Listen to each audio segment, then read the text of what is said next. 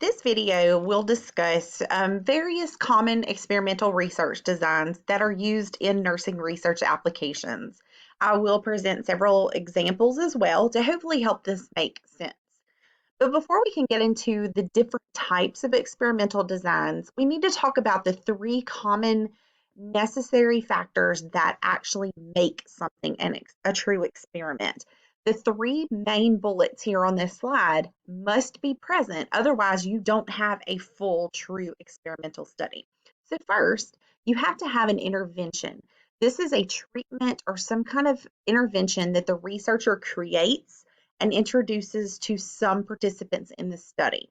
So this is a manipulation. We are actually creating some sort of intervention that some of our participants are going to get, and that is serving as the independent variable for our study. So for example, if we wanted to look at some kind of specific nurse-led smoking cessation clinic, then we would give some individuals in our study access to this nurse-led clinic, and then other participants in the study would not have access to the nurse-led clinic. And that is manipulating the intervention. Some people get it, some people don't, but that is a mandatory requirement in order for something to be truly considered an experiment. Okay, so manipulation of the independent variable in the form of an intervention. Okay, and interventions can come in all different shapes and sizes. In my examples in a little bit, you'll see several different types of interventions, but it's something that the researchers create and introduce as a part of the study. Okay, there must also be a control group to be considered a true experiment. The control group is the group of participants or sample that do not get the intervention. Okay, so you have to have one group of participants who gets the intervention and one group who does not. And I'm using one group as an example, but there are forms of experiments that have more than two groups. There even might be two different types of interventions that are being tested. So the common way that this is done is one group that gets the intervention, the experimental group, and one group that doesn't get the intervention, which is the control group. But note that there could be more than two groups involved in the study. It just depends on the researcher's research question and how they've set up their actual study design. And the third component that has to be present in order for it to be a true experiment is randomization, also known as random assignment, as you see on the slide. That means that I, the researcher, cannot, in my own power, decide who gets the intervention and who does not. It has to be left to chance or randomness, okay? So this can be done in a bunch of different ways. As you get into the articles and read research reports, you'll see that sometimes researchers have envelopes that are sealed, and in 20 envelopes, they'll have a little card on it that says control group. And in 20 of the other 20 envelopes will say experimental group, and they shuffle them all up. And as a patient comes into the clinic to be enrolled in the experiment, the study, they'll randomly select an envelope, and whatever it says inside of that is which group that participant would be included in. So that's random because we leave it up to chance. I'm not handpicking or having any say in the selection of participants and which group that they go into, their assignment. You can also use random numbers tables or random number generators. There's a whole bunch of different ways to do that, but it has to be outside of the researcher's control and left to chance or randomness. And you can see the purpose of randomization is very important. First of all, that is presumed to make both groups equal with regard to different factors of interest. So perhaps gender would be equally distributed between the groups, age, different disease processes or diagnoses, or stages of heart failure. If that's what we're interested in, if I use random assignment, that should make both of the groups as equal as possible. Or it would at least be more equal than if I handpicked and put people into different groups without randomization. So the purpose of doing this is that whatever group differences we see after we've implemented our intervention, we can infer that that was actually caused by the intervention because the groups assigned at random should be similar. So again, I just wanted to highlight this. Random assignment or randomization is essential. It's a signature element or component of an experimental design. So if there's not random assignment between an intervention and a control group, then it's not a true experiment. It must have all three of those elements, an intervention, a control group, and the random assignment between groups. If so, then yes, you are reviewing an article that is a full experiment. So there are several different common designs that are used in experimental studies. Some of these are more common in nursing, some of these are less common, but I wanted to go over the most common ones and kind of give you some examples of them so that as you're reading research reports, you kind of understand the advantages and the disadvantages to those particular design selections. So the first experimental design I'm going to talk about is the post-test only design. And I kind of have a little X's and O's way to show you what that means. But before that will make any sense, you have to understand what these symbols mean. So first of all, R is randomization. So you can see that the researcher used some method, envelopes, random numbers generator, I don't know, but some method to randomly assign the sample participants into one group or the other. So that randomization has to be present. Okay, the X is a receipt of intervention. So we have two groups that were randomly assigned.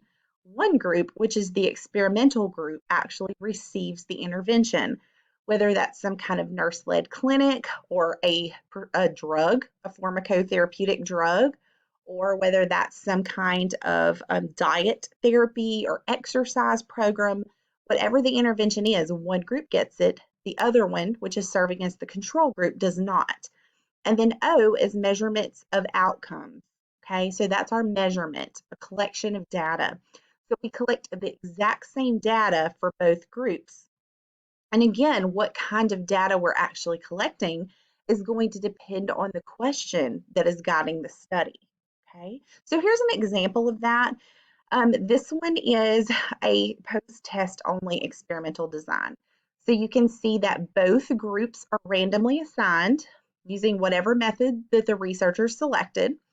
The control group received usual care in this study, and the intervention group that received the intervention had specific pre-planned case management visits while hospitalized, with specific discharge planning interventions starting within 3 hours of admission to the inpatient unit and then daily thereafter.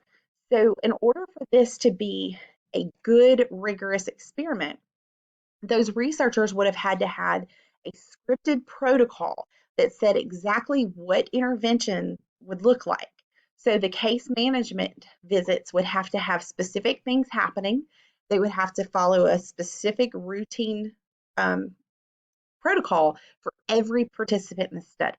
Because if we vary and we do some things for these people and we change it and have smaller visits or do different things while we're in the room with the patient with other participants, that's introducing bias into our study.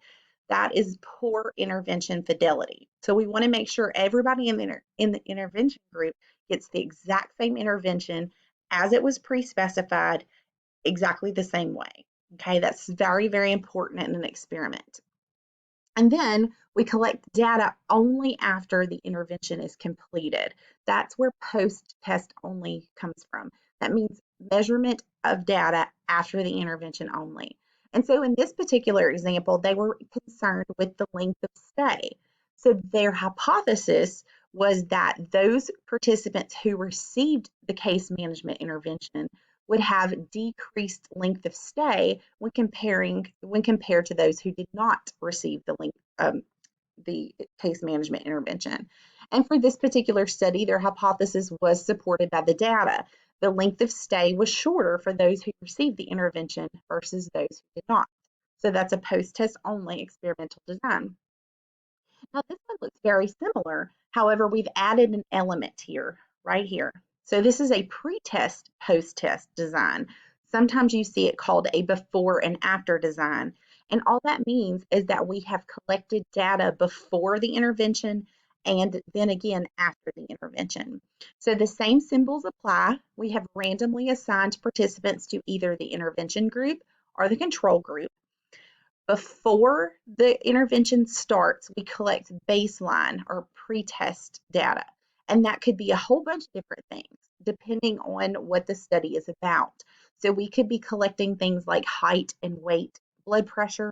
We could be collecting a questionnaire about perceived stress or depression or whatever our outcome of interest is.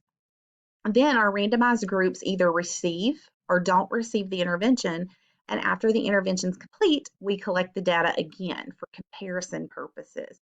And our hypothesis would be that we would have improved outcomes from the people in the intervention group as opposed to the people in the control group. So let's look at that as an example. So this was a study that was looking at the use of progressive muscle relaxation training as our intervention. And the outcomes were anxiety and different types of mood disorder symptoms. So we randomly assigned participants to either the control group or the intervention group. At pretest or baseline, we collected the same exact data from both groups. So in this particular study, the researchers used the Beck Anxiety Inventory, the scale for the assessment of positive symptoms, and they collected some demographics, probably age, gender, um, maybe past history of mental health hospitalization, or were they on any kind of antipsychotic medications, whatever kind of data they were collecting. Then the intervention happens. The intervention group gets the pre-specified structured progressive muscle relaxation training, and the control group did not. And then at the baseline, at the post test, we collected those two scales again. Now notice that they didn't collect demographics again. More than likely, this happened pretty quickly. So I'm doubtful that the demographics really changed. They were probably pretty much the same age. Those things didn't change. So their main outcome variables were anxiety and positive mental symptoms. So that's what they looked at and collected after the experimental intervention. I did not know I kept this in here. Okay, so here's a review question. Let's see if you guys can get this. When a pretest post-test design is being used, what is the data collected before the intervention actually called? I just told you that. It's called baseline data. So your baseline data is the pretest data. This is another form of experimental design, and it looks a little bit different. It's called a crossover study or a crossover design. And so in this one, you can see that this is good when it's used for two or more interventions. So we're trying to figure out if the timing of interventions matters. So if we're thinking about trying two different interventions on pain control for inpatient post-surgical patients, perhaps we're looking at the use of music therapy, and perhaps we're looking at aromatherapy. So maybe it would work better if we started the aromatherapy first and then added music therapy, or vice versa. What if we do music therapy first and then add the aromatherapy? There's no way to truly know which order of interventions is best unless we test that. So that's where a crossover design is really helpful. This does meet the criteria for an experiment because, as you see, we still have randomization. So the groups are randomly assigned. We have a control group. So there's two groups. The interesting thing here is that the participants are actually serving as their own controls. So you notice that there's no group that's not getting an intervention. Okay, that's unique, but we're still meeting the criteria because there is a control group that's randomly assigned. And of course, there's an intervention. There's actually more than one intervention. So let's use my previous example to look at this. So we randomly assign participants. We collect their baseline data before we even administer any intervention. We'll say that intervention A is music therapy. Intervention B is aromatherapy. So this group is going to get music first. This group gets aromatherapy first. Once we've gotten that, and once we have implemented those interventions, we're going to collect our outcome data again. So we'll look at their pain rating. That might be on a 0 to 10 scale or something like that. Then they cross over. That's, if you kind of look at it, the interventions cross over. So the group that got music first is now switching or crossing over to aromatherapy. The group who was aromatherapy is now crossing over to music. So we administer those interventions and then we collect our outcome data again, which in my example would be pain. And so we're trying to see which order of the interventions gives us the best outcomes for pain. If we know that, then we can develop clinical practice protocols that we know how to properly administer and in which order to administer these interventions at the bedside. Here's another example. This is an older example, but I really liked it. This was done with older adults who were in a residence of a nursing home, a nursing residence center. So they were looking at upper body mobility. All of these folks had limited range of motion for their upper extremities. So they wanted to see, did just standard exercise with the physical therapist or occupational therapist work? Or was standard exercise better if it was combined with the Wii, which is a gaming program that uses the upper body to move a remote to play a game on a television. So what they did first is they gave some participants, after random assignment, some participants just started working with the therapist on just standard upper body exercises. The other half of the participants got standard exercises combined with the Wii. And then they reassessed, looked at the baseline, compared baseline with their current upper extremity movements, mobility. Then they switched, they crossed over and got the other intervention. And then at the end of the study, they reassessed the outcome data again. And so the hypothesis was that the older adult residents would be more likely to have better outcomes if they first started the fun way.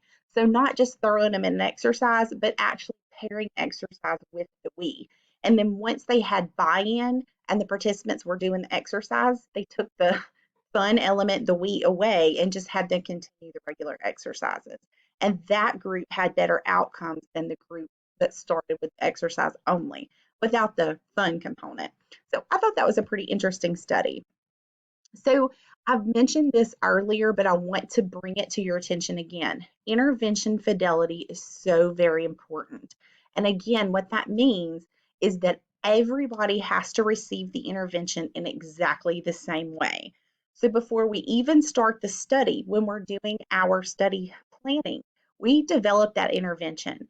It's usually based on literature review or a theory or a conceptual model of some sort, but we have pre-planned this intervention. So if I have 15 people in my intervention group, then all 15 of them have to get the exact same intervention introduced in the exact same way. And often there's scripts involved. So the researcher would likely even read a script aloud so that the same messages are being communicated to all participants. Because if we alter this even minutely, it could introduce bias to our study for poor treatment fidelity or intervention fidelity. So that's super important. Now, what about this poor control group? Because the control group is not getting anything usually, unless it's a crossover study. So what do we do with them? Is it ethical that they don't receive any treatment while we're studying the other group that is? So there's some things that we commonly see in research reports of treatments for the control group. Most of the time in hospital-based studies, which you read a lot in nursing and healthcare, they receive usual care. That just means the basic policies and procedures that are in place for that hospital and that department. So whatever their normal standard of care is, that's what the control group is going to get. The intervention group gets that plus whatever the intervention is that they're introducing. So you'll typically see standard care or usual care listed if it's an actual clinical type study.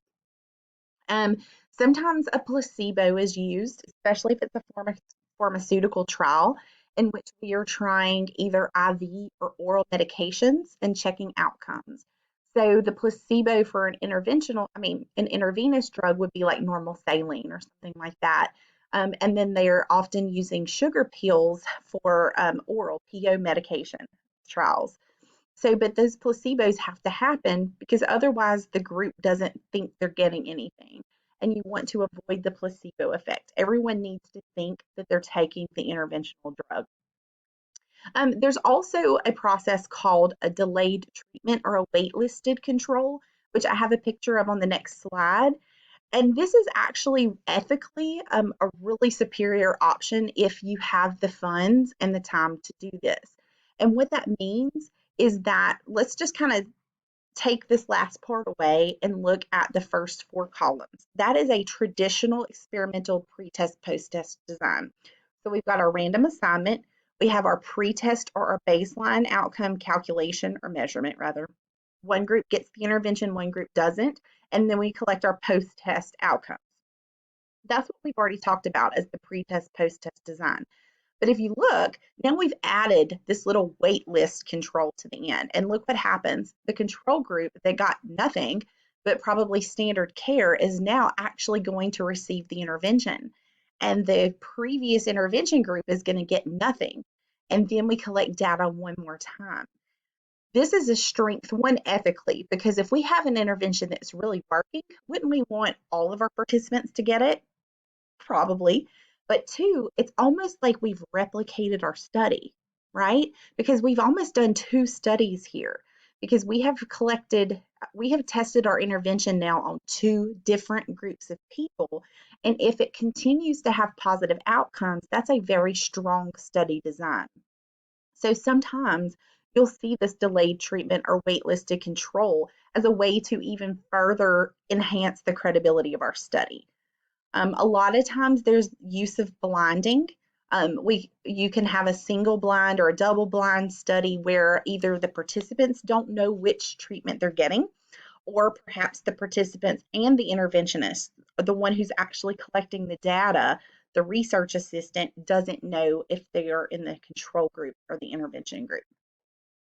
So lastly, it bears a discussion on the strengths and the weaknesses of experimental designs. So obviously, an advantage of an experiment is that it is the most powerful way design that we can use to test cause and effect relationships. If we're wanting to test causality, meaning that our intervention caused changes in our dependent variable, then an experiment is the way to go. It's strong because it's a rigorous design, and the randomization is meant to make both groups as similar as possible to control for confounding variables as best we can. So that's definitely an advantage. However, it's not always ethical or feasible to experimentally manipulate an intervention. So if you think about it, disease processes are not able to be varied. Like I can't all of a sudden make certain people have hypertension and not make other people have hypertension. They either have it or they don't. I can't modify that in my study or make that an intervention. Health habits, also like smoking. I can't ethically make 20 people in this group start smoking 2 packs a day while I make this other group not smoke at all. Okay, that's not ethical. So there are some things, some variables that cannot be ethically or legally manipulated. And so therefore an experiment can't be done with every kind of study. Another common one that you'll see, especially in nursing, is medication errors. So I can't make one group of nurses go out and make a med error. That's illegal and unethical. While this other group does not make med errors and then study their outcomes. So I can't do an experiment on that. Okay, so that's definitely a disadvantage, and often they're very expensive and time consuming. You often see grant monies being used to plan and put these into practice. So it takes a lot of time to plan these. It takes a lot of time to go through the grant process of writing the grant, having it reviewed, getting the monies, and being able to use it to put these studies into practice. However, as I mentioned, causal relationships should be done using experimental designs if possible. There are other types of major design categories, such as quasi-experimental studies or designs and non-experimental designs. And I have separate videos for both of those other types of broad classes of designs. So I appreciate you watching and I hope this was helpful for you.